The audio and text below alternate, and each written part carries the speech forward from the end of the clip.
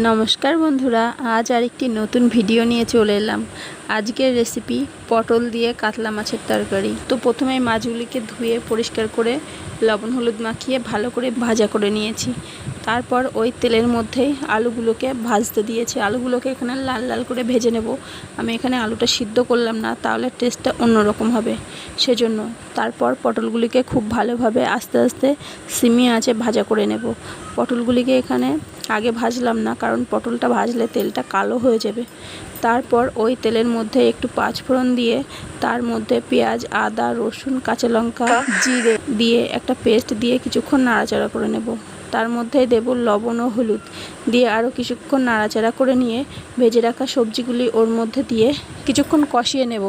তারপর আগে থেকেই করে রাখা গরম জলটা তার মধ্যে দিয়ে ফুটানোর জন্য অপেক্ষা করব। সবজিটা যখন ফুটে উঠবে তখনই তার মধ্যে ভেজে রাখা মাছগুলি দিয়ে দেব। মাছগুলি দিয়ে ফুটে উঠলে ভালো করে তার মধ্যে একটু গরম মশলা গুঁড়ো আর একটু যদি ঘি থাকে বাড়ি, তাহলে একটু ঘি দিয়ে দিলে, নামিয়ে দিলে কিন্তু খেতে খুব সুন্দর লাগবে। ধন্যবাদ, দেখা হচ্ছে পরবর্তী কোনো ভিডিওতে।